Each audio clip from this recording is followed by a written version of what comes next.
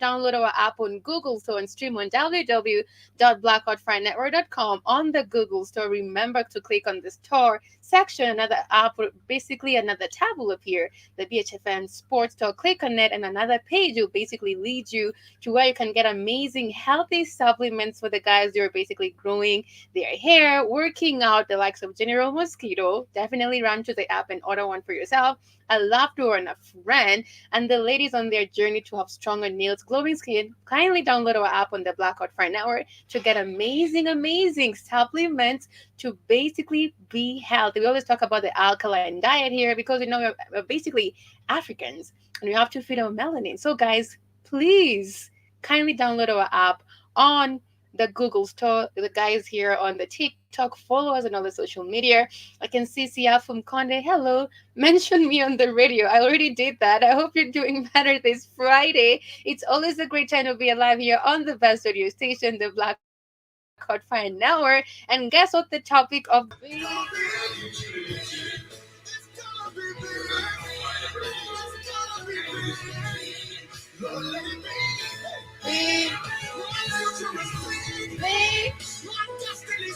it's a Friday. I hope you all had a beautiful week, a better week full of good intention. I can see how Khan is saying, oh, thank you.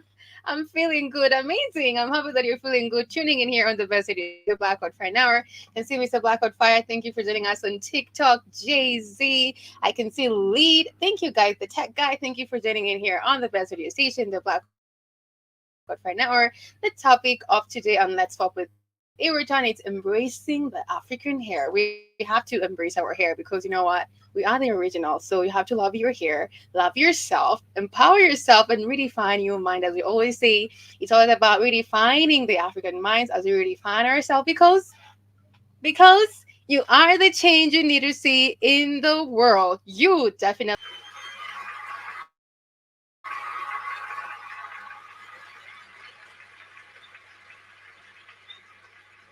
Happy days, beautiful people. How you doing this beautiful afternoon here in the 254? And everybody listening on the network, live on TikTok, live on YouTube, X, Facebook. Remember, you can follow us on all the social culture. Literally.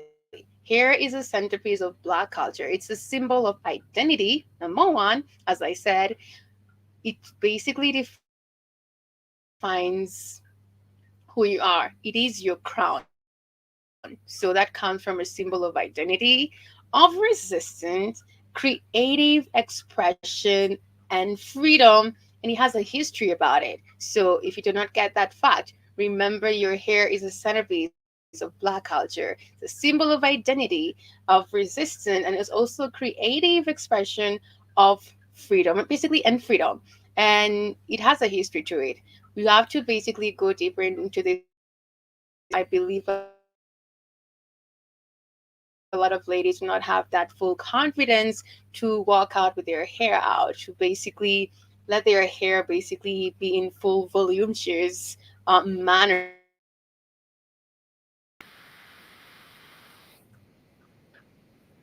Sorry about that, guys.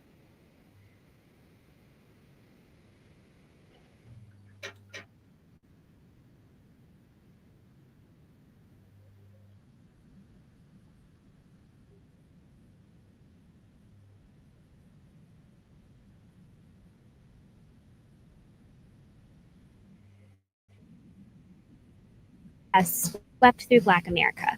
For me, what I felt like was every time I put on a wig that I was apologizing for who I was.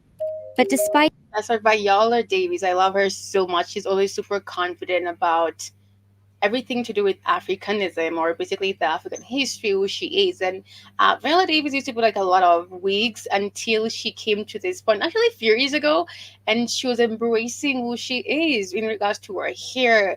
Gave her confidence, and actually she wrote a book about everything that she went through in regards to her journey in the past and also about hair. And she says something really powerful right now if we can listen in. in the last decade, a natural hair movement has swept through Black America. For me, what I felt like was every time I put on a wig that I was apologizing for who I was. Every time she put on a wig, it was like she was apologizing for who she really is or who she was. Because if you're an African hair, we always have super afro curly voluptuous hair. So every time she put on a wig, she felt like she was apologizing, sorry, to the entire world, because she's an amazing actress, that she's not fully confident of who she is as an African lady. But despite any progress that's been made, Black people are still being punished and ridiculed for their hair. Rutgers, man, they got tattoos and that's some nappy-headed hoes there, I'm gonna tell you that. They just said nappy-headed hoes. Oh my God, this is what happens in the media, because there's a way, as I was sharing this about the UN and the Africa getting this 2 seats at the UN Security Council. It's like we got that after 80 years of not having a position at the UN Security Council. It was like the way the world sees us is like we cannot think for ourselves. And also in regards to every other thing, it's like we don't have sense. We cannot do things on our own. We are not worthy. And we can see here on the media in this basketball team or game right now, that's what's happening, or they're calling them the nappy-headed hoes. For who I was. But despite any progress that's been made, Black people are still being punished and ridiculed for their hair. Rutgers, man, they got tattoos and that's some nappy-headed hoes there, I'm gonna tell you that now. Such a tiny frame that this hair to me overwhelms her. Like I feel like she smells like patchouli oil.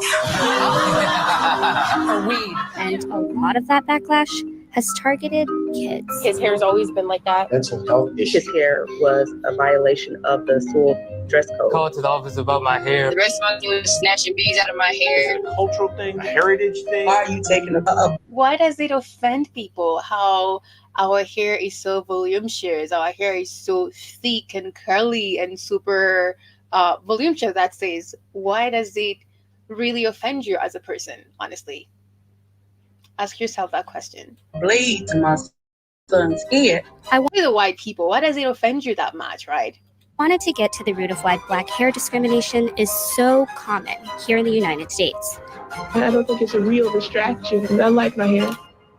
So stick around, because we're going I tell all the ladies there, all African ladies who are basically struggling to wear their hair out, I want to tell you that you're beautiful. I want to tell you that you're enough. And I want to tell you that you are a beautiful African queen. No one is like you. No one can be compared like you. And that's why you should wear your hair out with confidence, because you're unique. Nobody has your hair in the entire world. Mr. Blackwood Fire says, because of jealousy. Yes.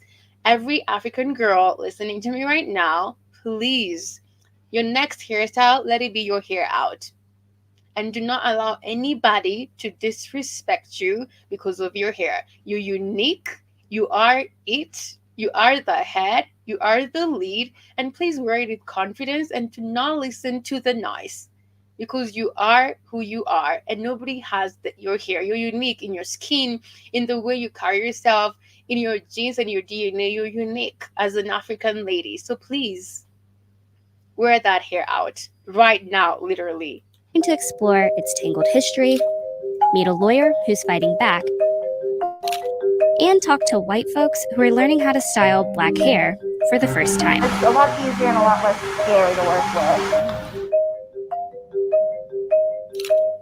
Our first stop is Chicago, where we'll find out what happened when a young boy was kicked out of preschool because of his hair. But we have to make a pit stop. The salon is a safe space. Hair, I feel like it's the crowning glory. And whether it's straight, whether it's kinky, whether it's curly, we are blessed with these different patterns and textures.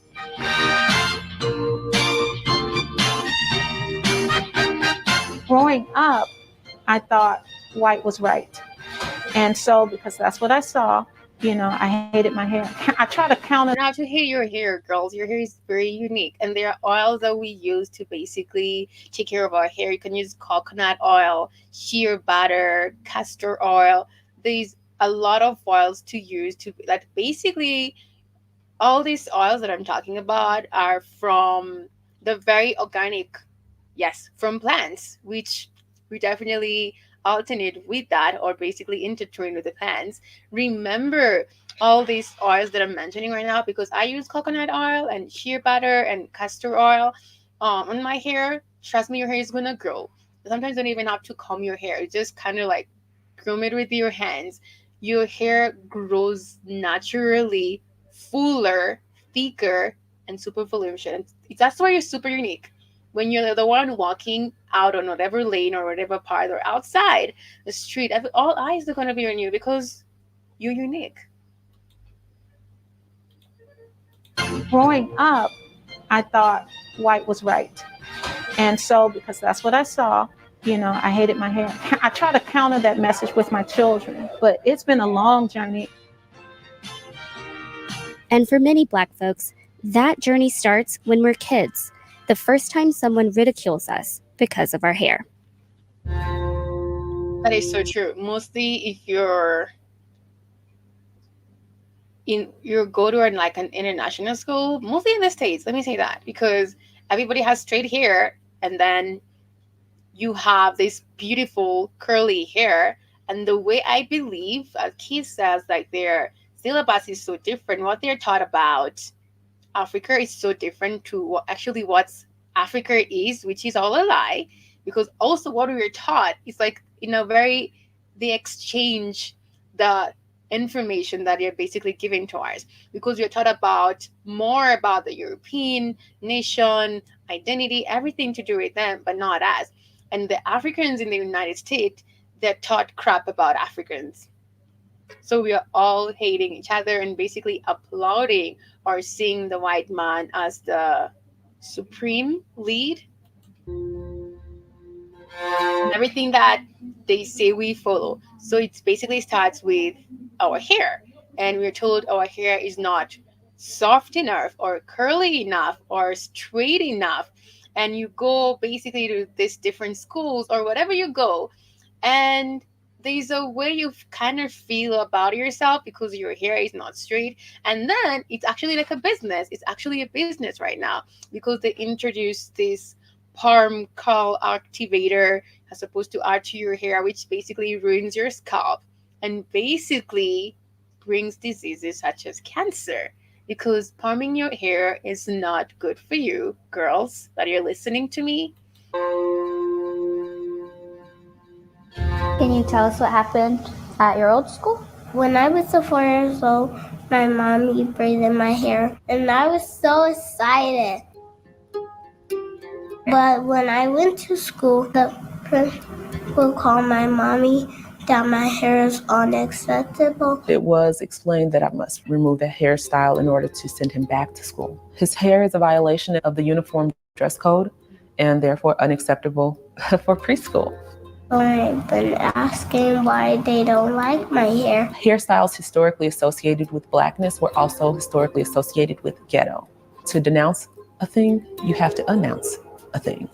And so I'm here to announce that hair discrimination is starting with children as early as 4 years old.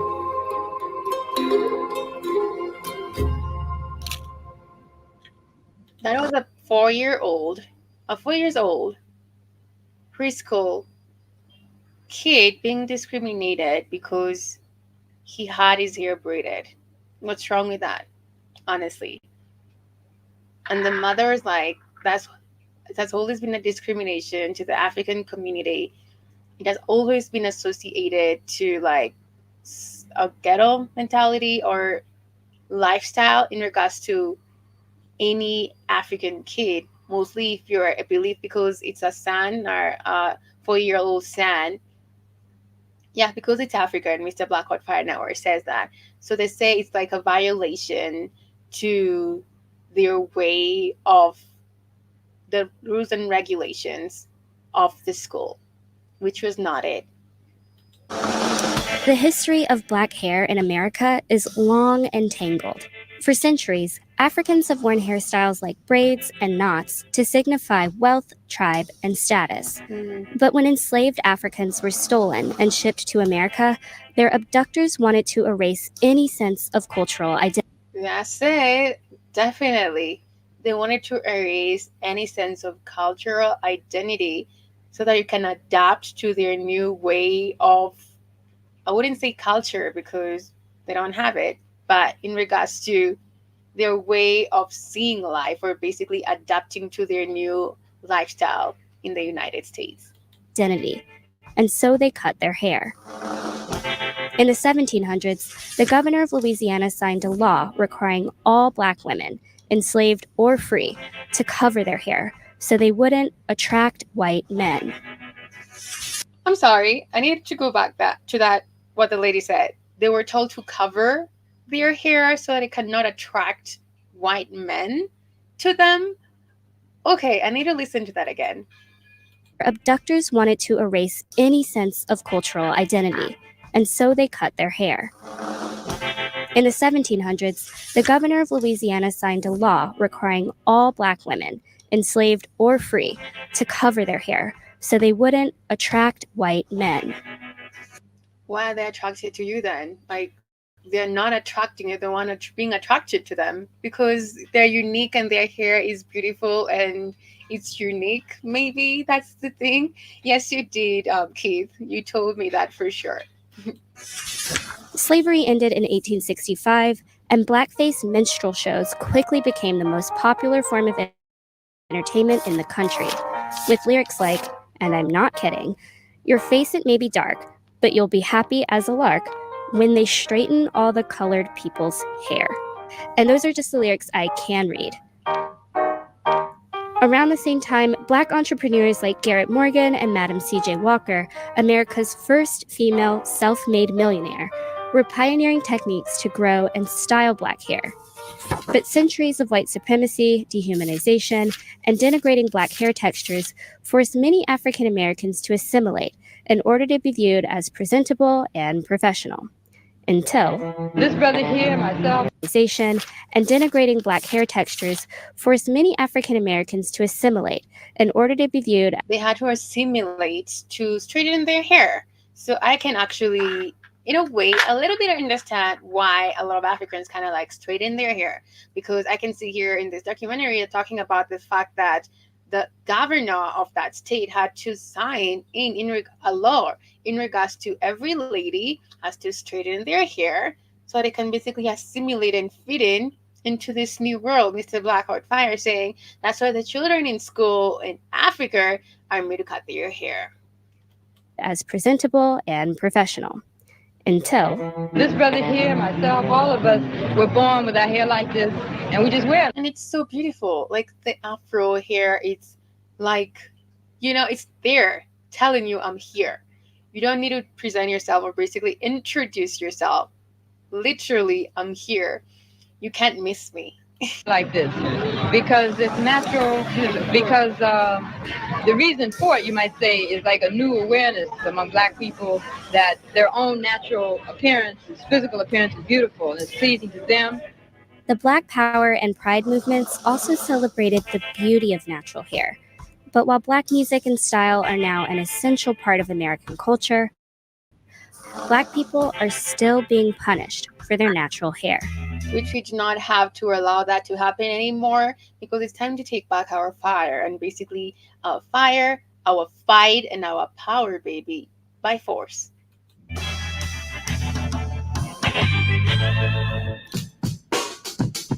Here in Louisiana, Black hair history comes full circle. Remember that 1700s law that forced Black women to cover their hair? Well, Louisiana's leading the country once again, but this time it's for a better reason. Louisiana, the first state in the United States to have a textured portion of their cosmetology state board exam, and that feels really good. 65% of people have textured hair. The salon industry is really pretty segregated even today. No one should feel bad by having someone say we can't do your hair. So we're heading to Baton Rouge to meet white folks who are learning to do Black hair for the first time.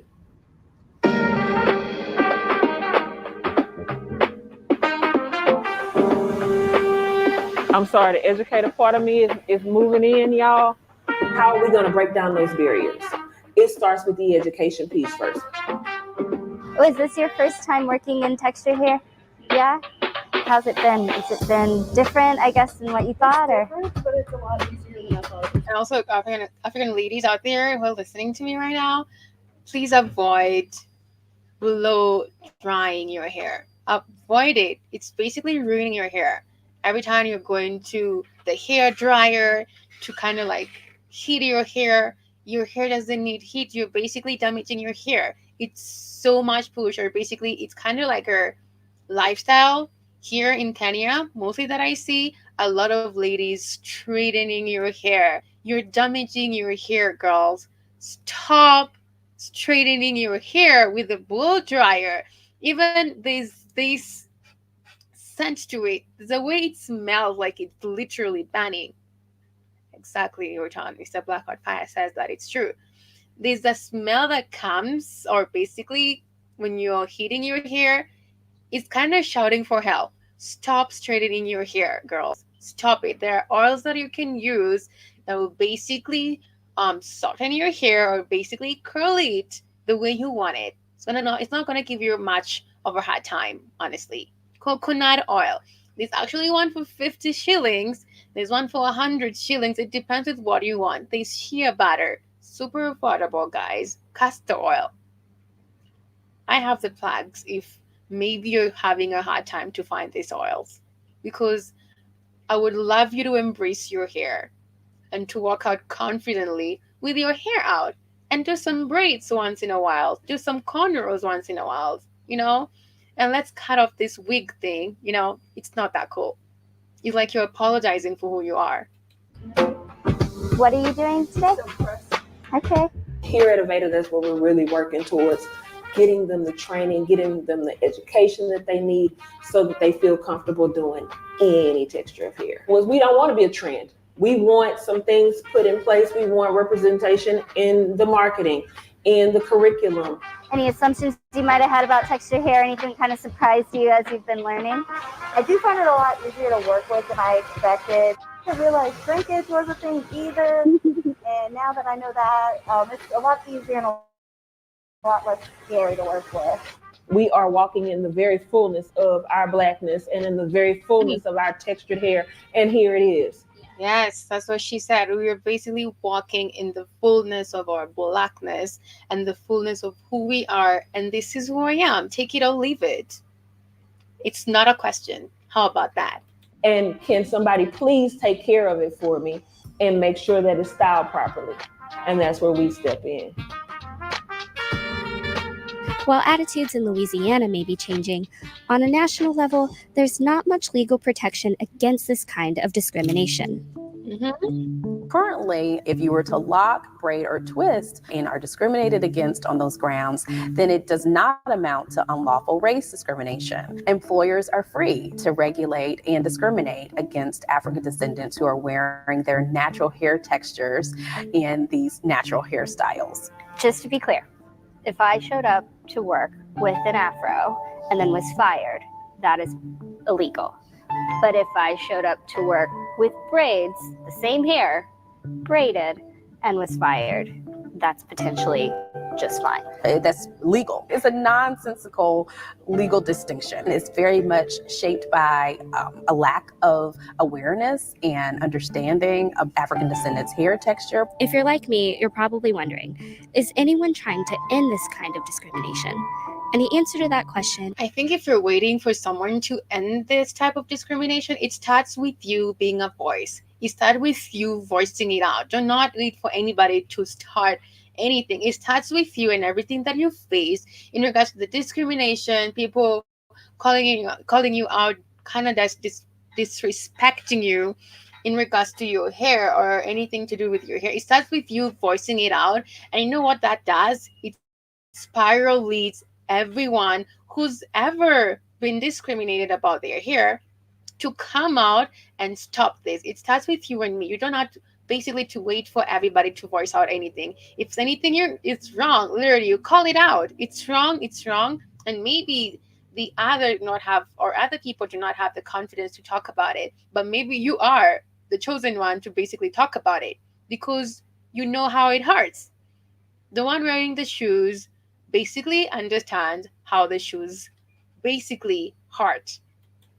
Is Wendy. In addition to representing plaintiffs in several high-profile hair discrimination cases, she literally helped write the law that could end it. I've had the privilege of serving as one of the co-drafters for the Federal Crown Act. What this particular piece of legislation does is really overturns nearly 4 centuries of lawful racial discrimination on the basis of African descendants' hair texture and hairstyles.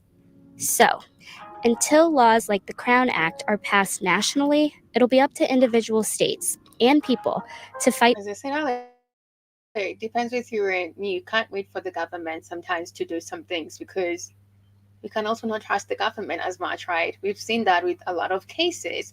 In regards to this, before we finish this, or as we're basically moving on with this documentary, we'll go back to understanding the history of the Black hair, because we have to the history about it, even about identity, for you to basically fall deeply into it and basically own who you are as an African individual.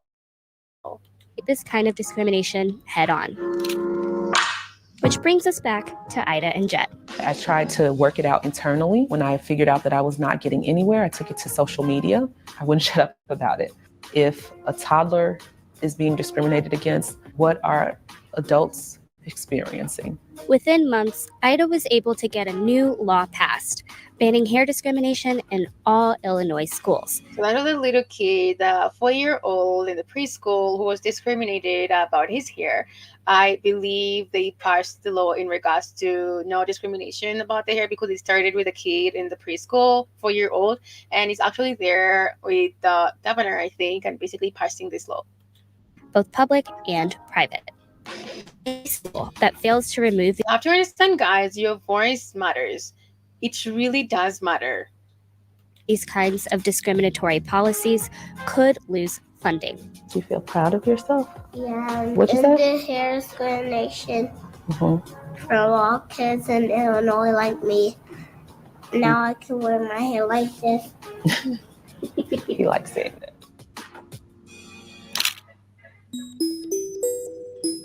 Our final stop on this hair journey brings us back to DC, where there's a new exhibit I'm excited to check out.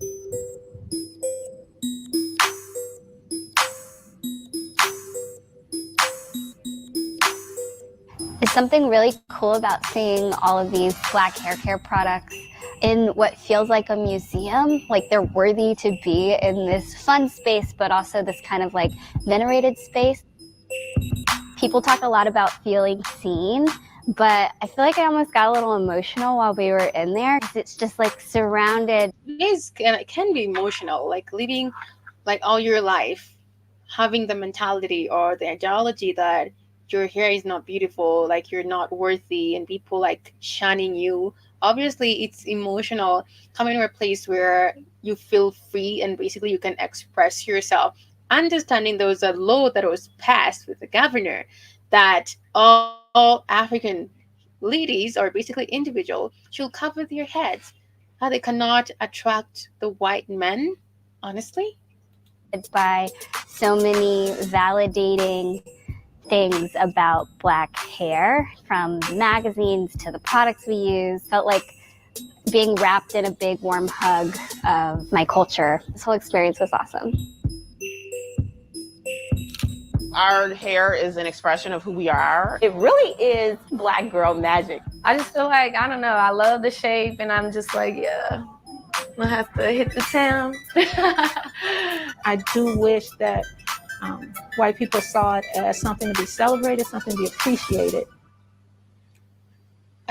She said something that she wishes white people saw it. Actually, we don't care how they see it. It's about us literally owning it and basically understanding that we are unique, that our hair is our crown. It basically represents freedom and identity, power and resistance. It's a symbol of identity. So we do not need any race to basically feel anything about it, because it all starts with us owning who we are, not trying to prove anything to anybody.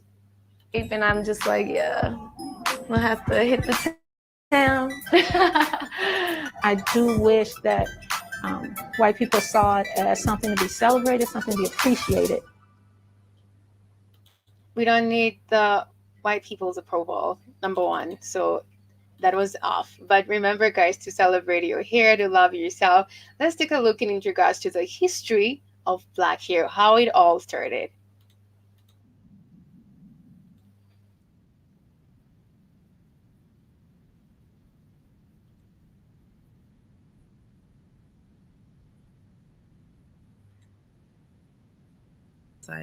Socially, hair grooming played a significant part in status and identity in African tribes. It was a way to identify someone's social status based on ethnicity, social rank, age, marital status, wealth, fertility, manhood, religion, and death. Twisting, braiding, cotton or wool thread weaving, adding animal fat, or mud and clay were all techniques used to create these elaborate looks. Due to styling taking hours and sometimes days, much like today, women use this time of beautifying as a chance to socialize and form meaningful bonds with one another. In 1444, Europeans began to kidnap Africans of all social statuses and trade them on the west coast of Africa. Many wore elaborate hairstyles. Although the Europeans were first entranced with and admired the complexity of style, texture, and adornment of black hair, something had to be done to rid them of their identity to maintain control and dependency. Many slave owners shaved not only the men's hair but women's hair as well. This was considered an unspeakable crime to many tribes. In 1619, the first slaves were brought to Jamestown. After being on a ship for 3 months in unbearable conditions where hygiene, let alone hair care maintenance, couldn't be maintained, many of the enslaved Africans' hair was matted upon arrival. The enslaved Africans were no longer allowed to speak their native languages, do traditional dances, and maintain their hair in the styles that they chose. All of the African culture and grooming traditions began to disappear. Slave owners wanted to cut off the enslaved Africans' connection to their true self. They pushed their standard of beauty, fair skin, straight hair, and thin facial features. African dark skin, kinky hair, and wider facial features were deemed unattractive. Because of this, lighter skinned, straight hair slaves commanded higher prices at auction. The women were often raped by their masters and plantation workers. Many bore biracial children with fine and curly hair similar to their fathers.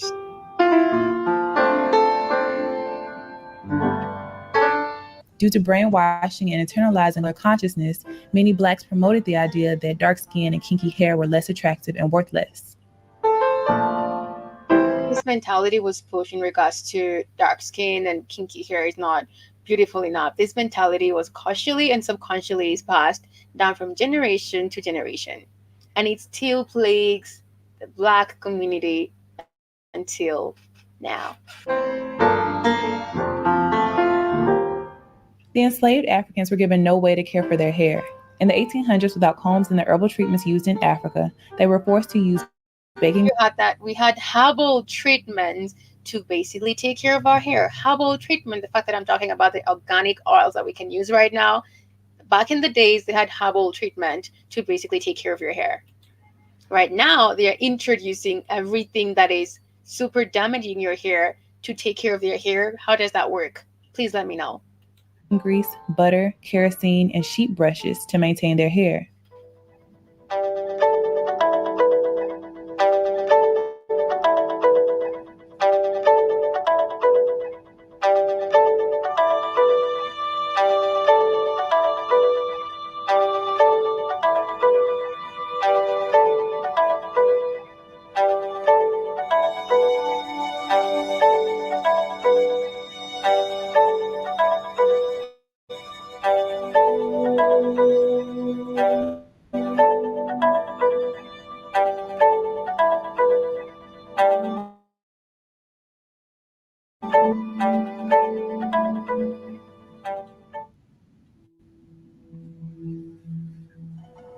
Says in the 19 or the 1800s, due to the uniqueness of enslaved Africans' hair, skin, and physique, talking about that, Europeans began putting them on display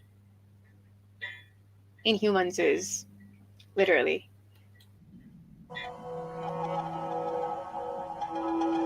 It's so bad to watch, guys. It's just a lot.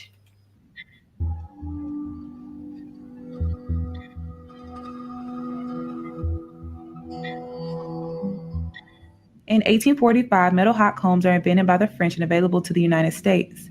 Many people believe Madam C.J. Walker invented the hot comb, which is incorrect. She developed a range of hair care products for blacks and popularized the press and curl style. In 1865, slavery ended, but the emotional and psychological scars lived on and are still evident today. Quote-unquote good hair, or hair that is finer, curlier, and closer to that of Europeans, becomes a prerequisite for getting jobs, entering certain schools, churches, and social groups.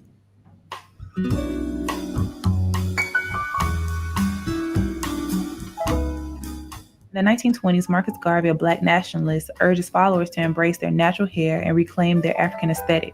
He is quoted as saying, "You must remove the kinks from your mind, not your hair."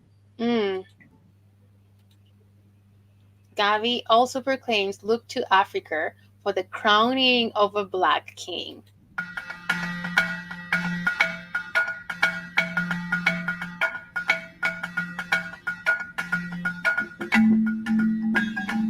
And they say a few years later, in 1930, Haile Selassie is crowned Emperor of Ethiopia.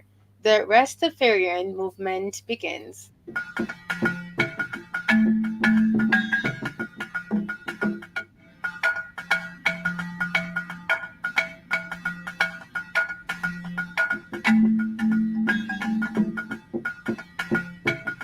So basically they say here that the guerrillas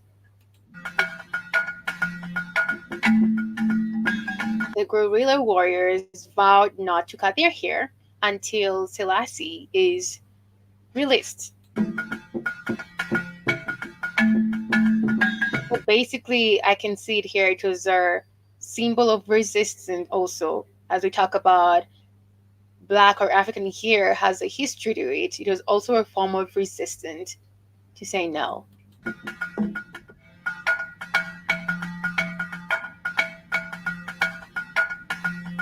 So the guerrilla warriors with natty locks in their hair were dreaded or feared. The term dreadlocks was born. Dreaded. Yeah, makes sense.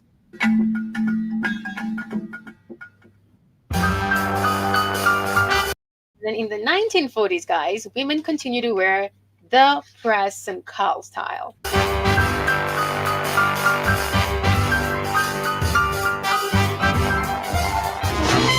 In 1954, George E. Johnson launches a permanent hair straightener for men that can be applied at home. A women's chemical straightener quickly follows. In 1962, actress Cicely Tyson wears cornrows on the TV drama East Side, West Side. This was a big deal because braids weren't considered a finished look for an adult woman. Usually this style was only worn inside the home. Angela Davis became an icon of Black power with her large afro. The afro became a symbol for Black power and pride. Kinky hair and dark skin is embraced, and the phrase Black is beautiful is coined. In 1968, Diahann Carroll is the first Black woman to star in a television network series. She is said to be the Black version of the all-American girl with straightened, curled hair. Bob Marley introduces the dreadlock culture, and we've been seeing that here a lot. Africans, a lot of them put their dreadlocks out, and it's beautiful to basically have that representation in the world. And I can see a lot of Africans right now being confident with their hair out. A lot of ladies kind of like having different styles, protection styles on their hair, wearing their hair out. It's beautiful, encouraging to see that. Kenny's saying here, now I know why some parents hate dreadlocks. Okay, because of Bob Marley. Let me know about that. Because it was a way, or basically a form or a symbol of resistance back in the day.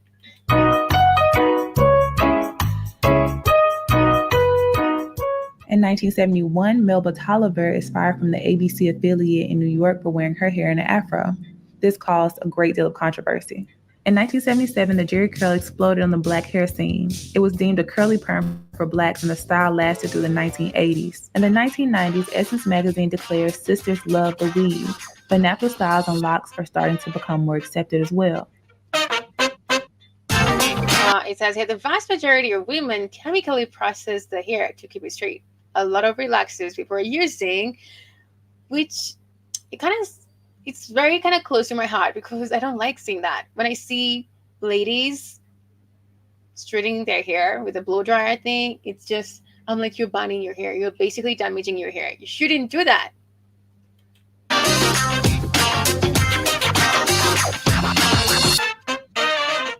In the 2000s, relaxers, braids, and natural styles are explored by African Americans.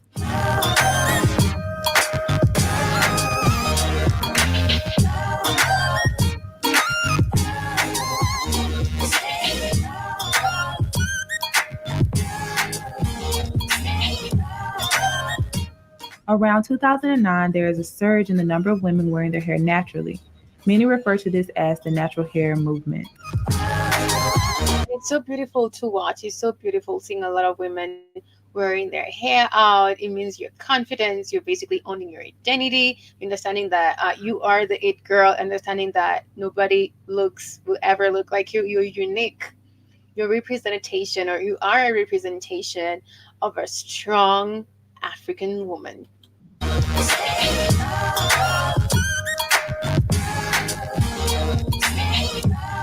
Actually, it's a documentary that I was actually doing right now. In October 2009, Chris Rock releases the movie Good Hair. And many believe he should have covered the origin of the term good hair and how it affects the black psyche today.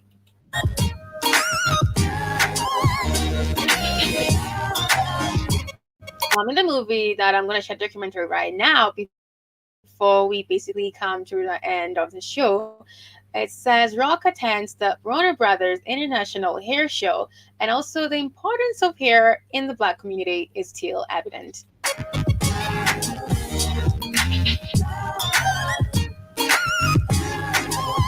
Definitely, we can clearly see the African influence in the creative hairstyle. Beautiful, amazing, gazillion, billions of hairstyles that you can always wear out, and you look amazing and different and unique and strong and fabulous.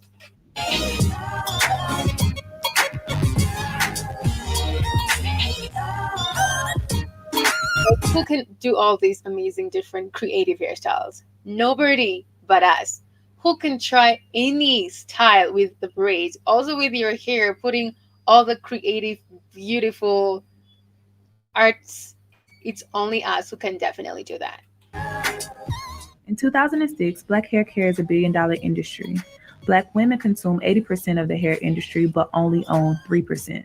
That's bad. Keratin and Brazilian treatments are marketed to smooth and straighten natural hair without damaging the hair. Naturals soon to find this to be false. Today, black women are wearing their hair in a variety of styles, both relaxed and natural.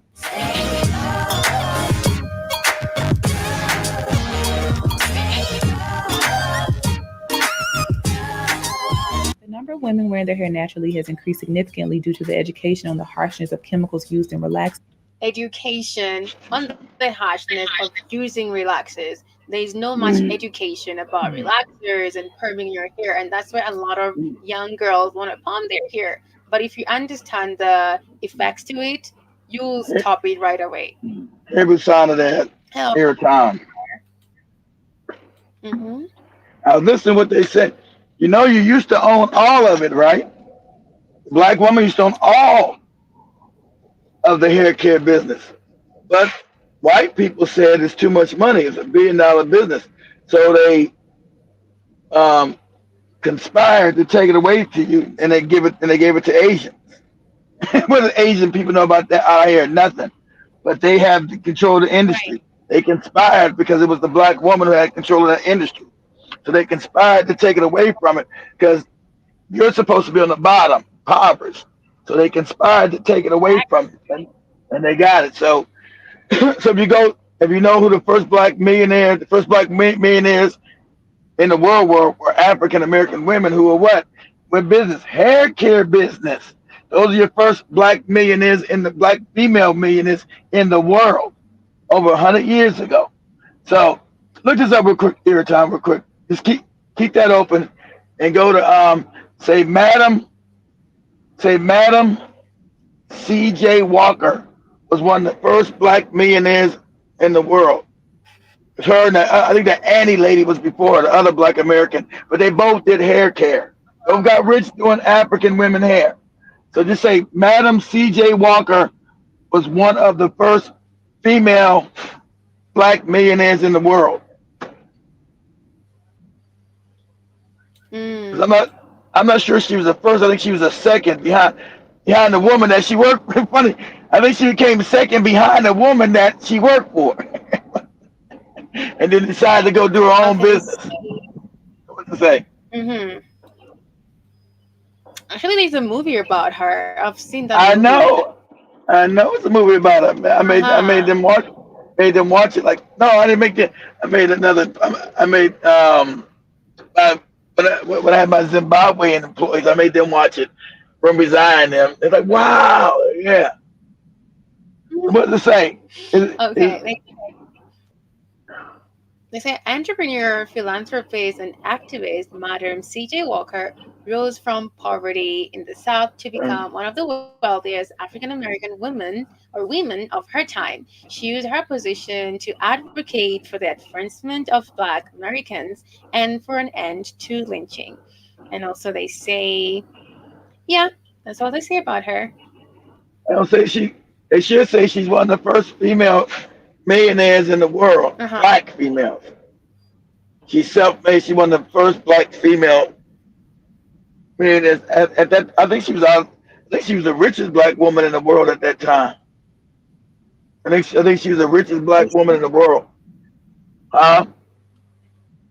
They definitely say that. They say Madam C.J. Walker was an American entrepreneur, philanthropist, and political and social activist.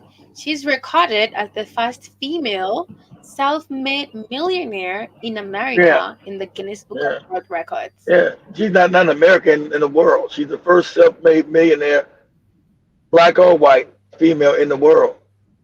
She became one of the richest women in the world. She died in 1990, so she died over 100 years ago. So that's how wealthy black women are time. And that was way back 100 years ago. She died in 1919. That's over 100 years ago, right? So even back then, black hair was worth a lot of money. That's why they took it away from black women and gave that whole industry to Asian people, Koreans specifically, South Koreans. Yeah, South Koreans now control the black hair. The black woman's hair care is now controlled by South Koreans. And that's a whole. No, that's a whole. It don't make sense. That's a whole other story. You got to understand the racism because you were making billionaires, and Madam C.J. Walker was helping African people globally. That's a no-no. You niggas are supposed to be on the bottom. You niggas are supposed to be disrespected. You niggas are supposed to have self-hate. So that's why when all these women started becoming very wealthy in this business of hair care, the white man said, oh no, fuck that. We got to take that business away from them. And so they put it in. Now if you can look at this today. Look at this here. I say, is the black hair care business now dominated by South Koreans? Is the black hair care business now dominated by South Koreans who don't know shit about your hair? Is the black hair care? South Korea. Yeah, dominates it. Because the white man gave it. Oh, go ahead. It says Korean-owned black hair stores, which doesn't make sense. Like, why do they own black hair stores? The article because it's $1 billion business here, Tom. That's why they own it. Yeah. The article examines one such market, the retail of wigs and hair extension for African Americans, a multi-billion-dollar market controlled. Exactly. Multi-billion. American. That's wrong. No, it's not in America. It's around the world. They control it. It's around the world now. It's around the world. They control it. They control the global market here, Tom. But that was given to them by the white man in America. They were given that business. They destroyed the females in the business, purposely destroyed them, and then gave a whole culture's hair to another culture who can't stand us, who don't know shit about our hair. That's like saying the black Africans all over the world have control of the Korean hair business here, Tom. That would seem crazy. So understand that at every measure is always warfare against us.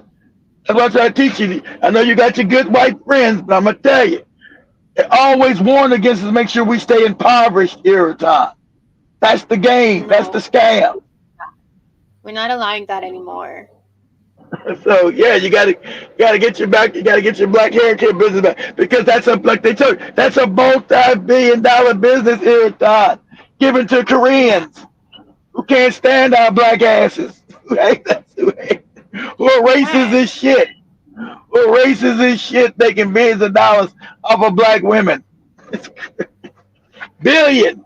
That's yearly. Right. That's not every other year. That's every year. It's $1 billion business every year. Mm, because also a lot of Yeah. Africans are buying this human hair thing going on. I told, So I told you. I told they control it globally. Globally, yeah, they control it now globally. So in Africa, in America, yeah, in Brazil, wherever you got black people, they control it. and it's being pushed They in the can. media like straight hair is better than our hair. That's a lie. Well, well, that too. That those products you find what in your beauty store too, with a black woman on the face. You Yeah, don't own that shit. yeah. Some Korean company now owns that shit. Some Korean company that owns that shit. They got a black woman on the box, but don't no black woman own the shit no more. They got it. That's called marketing. They're marketing to you, but you don't own it. You're making them billions of dollars. The disrespect. The disrespect is in your face. Yes, yes, irritant. It's in your face, but you're never supposed to know it now. So, yes, it's in your face. Yes, they stole $1 billion business from African women. You're the one supposed to be on these businesses in Africa and throughout the world. It's $1 billion industry. You're supposed to own it. Not no Koreans. We're taking it back. We're gonna take it back. I'm telling you. I hope you do. You got to. I told women a long time ago, you got to take There's back that no industry. not a question. There's no other way. It's not a question. It's gonna be done. Yeah. Now, when you try to take it back, remember the Koreans mean war. The African women have tried to take it back. The Koreans have blocked you out, have stopped you, have tried to sabotage everything you do. Because remember, money, Yeah. economics for them is warfare. So they don't want to give a $1 billion business that they were given. They would understand the white man gave them this business. Okay, you say, well, Keith, why did they get? You said you probably asked me, Keith, why did they give them this business? Okay, let me explain it. Yeah. Because Korea was poorer than Africa. It's a poor country, right? Poor. So Yeah. they said, well, what can we do? What can we do to make Korea prosperous? Okay, so we'll develop it, and we always want to develop countries off Africans' backs. So we'll take also the resources from Africa to build Korea and South Korea. But what businesses can we give that make them a lot of money quick? Oh, black hair care. So the American government systematically gave that business piece by piece to South Koreans to build them into a global power, to give them income, because they were impoverished. But they wanted to make them economically viable because they needed them to be allies to go against China at that time. So they were making them into a power. And so they peaceable stole that business. And while you see no Madam C.J. Walker, look at this up here. I say, when did Madam C.J. Walker business close? I think it's the 1970s. And all you had a whole bunch of black women healthcare products you controlled. I think it was the mid 70s. You lost all of it, and then it started. The Koreans got control because the American government gave it to them, gave them distribution, gave them formulas, everything that came and stole from you and gave it to the South Koreans. Since Africans don't have any power, what could you say? In the early 1900s. Huh? In the early 1900s, she founded the No, she found Madam it. Work. No, when did it go out? When did it go out of business? I think it was the 1970s. Okay.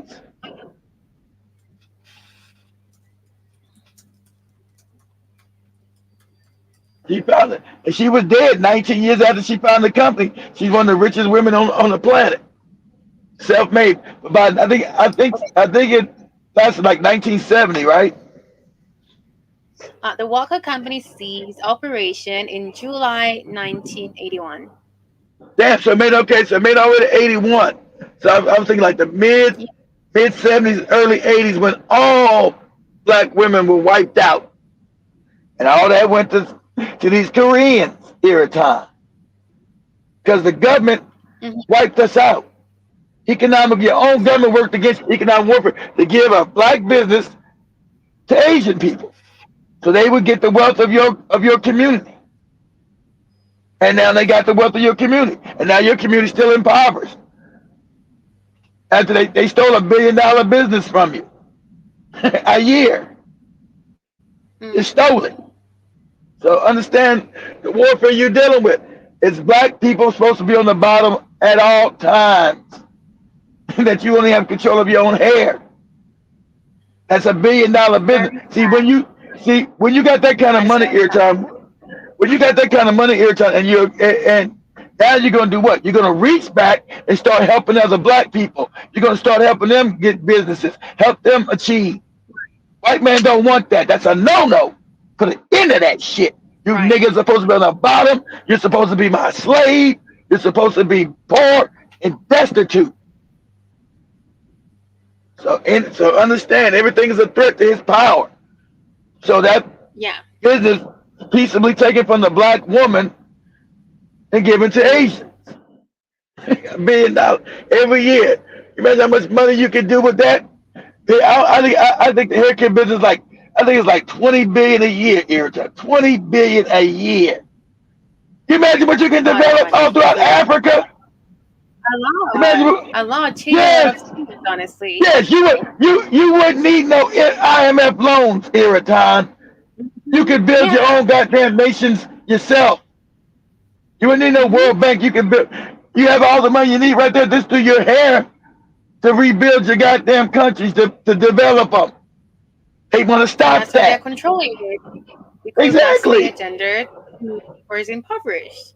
Yeah, exactly. Ask yourself, what are Koreans doing controlling your hair, Iraton? Who don't know shit about your hair? Exactly. Literally. Exactly. Yes. Not supposed to add up. Yeah. Actually, thank you for that information. I didn't know about it. So it's like literally doesn't make sense. And it will never make sense. Of course not. It makes sense if you understand. If you understand. If you understand their racism, then it makes exactly. Now it makes sense exactly. They do everything to make sure we stay on the bottom every time. Everything. Even our own hair. That's so low. Because your hair is worth $1 billion a year. Millions of dollars a year. I don't want you black bitches to have it. You'll start to, this is a woman, and she was a philanthropist, you start helping everybody. That's what she was doing. She was building schools, she was putting everybody in business, she was setting up all these, she started setting up schools, she started setting up everybody, these black women had their own businesses, so that's become multi-billions of dollars. These black women were having power now. Government said, oh, hell no. Hell no, these nigga bitches here. We're going to have to put an end to this shit. We're going to put an end to this shit every time. She's teaching all these women how to have their own businesses. They're talking about going back to Africa and propping up Africa. Hell no. Hell fuck no. So that's how it magically gets in the hands of now the South Koreans. But it's about time for people to be educated about this. Because we need each other to redefine Africa. That's $1 billion. That's $1 billion business right there. We can. You imagine all the women that get their hair done in Africa. We control that here time. Billions of dollars. billions, billions of dollars. So I would tell African people, you don't need anybody else because just the things you just to help each other is $1 billion businesses. You don't need the IMF and the World Bank, but they make sure that they steal your businesses and give them to other people, so you always remain poor and impoverished. But see, you'll never know this if I tell you, hey, white people mean you good, don't mean you no good. Oh, what you mean, Kate? They're our friends. They're good to us. And you don't know the context and things they've done to us. I sound crazy. I sound like I'm the racist. So much love, family. Good show every time. Thank you so much. Thank you so much. I appreciate it for joining us. Thank you guys for joining me live on TikTok. Mary and Akara guys are I joining didn't, us here I didn't mean to right mess up now with this. Eric's dreams. She was learning about black hair and then realized we don't control black hair. Damn. These whole other people called Koreans do. Like what? That don't make any It's a sense. good idea, basically, Now, for now women to she's smart. start owning these That's businesses. right. Yes. Now she's smart. She said, it does make sense if I understand why people want to be at the bottom. Yes. Now it makes sense because without that, you're like, this don't make sense. All these Koreans owning our shit. And it wouldn't make sense, of course. In a normal world, And this would be crazy. But we live in a white supremacist, now it did psychopathic make sense world. after you explain it to me. I'm like, yeah, definitely. Now it makes sense why. Yeah. I had to process that for a while. Wait a Yeah. minute. Yeah. You think I'm gonna let you keep your $1 billion hair business every time you're making billions of dollars, and then you'll start as a woman. Black women are better than black men. Black men, you got these goofy leaders. Black women always usually reach back and help their community. Reach back and build schools. They reach back and train each other. That's always a threat. Always a threat. Yeah, you're a threat, Erica. Thank you You guys. think You're basically you think you're not a threat? Talking about black hair right here. You're a threat. I am. Yes. You telling black people to love themselves and self-worth. That's a threat to white power. You don't know that? Yes, Erica. They looking at you. Think you're not being looked at? You're a threat to white power. Time's up. Huh? Time's up. I'm saying time's up for Africans to take back their power and to redefine who they are. So it's time. Yeah. No matter what Yeah. happens, it's time. Yeah. Well, your message is a threat. Yeah. Well, you're telling Africans to love themselves, take back their power. White people say, who is this bitch on this damn thing?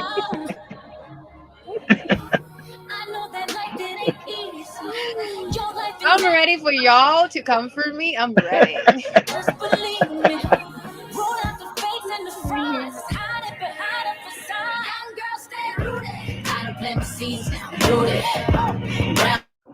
Skin popping, I'm booty. You pull the hood out me, I'm booty. Booty, nappy head booty. I don't have seats, I'm booty. Brown skin popping, I'm booty. ATL print, I'm booty. Booty, nappy head booty. All my rules stay embedded in hard work. Let them know ain't no trending it.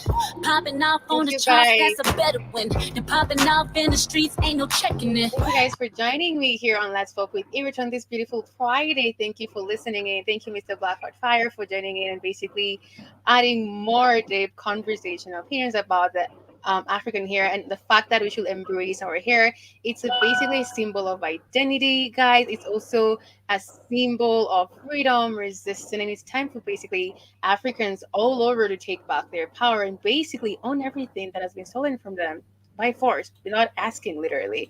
And as I said earlier, in regards to African hair, what makes an African hair unique? African hair is seen to be much more thicker and more dense, meaning that the hair follicles are larger. Also explains that density represents the amount of hair that grows from the head, with dense hair resulting from more hair growing closer together from the scalp. An individual with high density hair, Africans, right, that's basically us, creates a fuller appearance of curls. So it's our identity, and basically it defines who we are. Remember to download our app on Google Store, stream on www.blackoutfire network.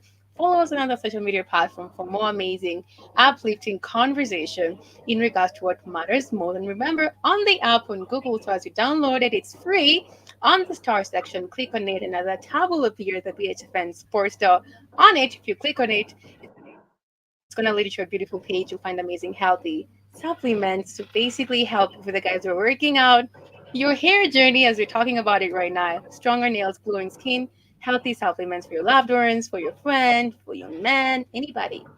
It's always about feeding the melanin that we have. Take care. See you later. And remember, we're going to get back at it here on Monday on Let's Pop with Your Time, because drum rolls, you are the change you need to see in the world. I can tell a good dog when I'm petting him. Know that if I have his tribe, he protecting them. Mother of a child of God, I invest in them. Nutrition and brown milk in them. Young rose, a young look that keep marching. Floodgates coming, no, it don't stop 'em. I know that life, it ain't easy. Your life, it matters, believe me. Pull out the face and the fronts, hiding behind a facade. Young girls, stay rooted. I done plant my seeds, now I'm rooted. Brown skin popping, I'm rooted. Can pull the hood out, but I'm rooted. Rooted, nappy head rooted. I done plant my seeds, now I'm rooted. Brown skin popping, I'm rooted. ATL bread, I'm rooted. Rooted, nappy head rooted.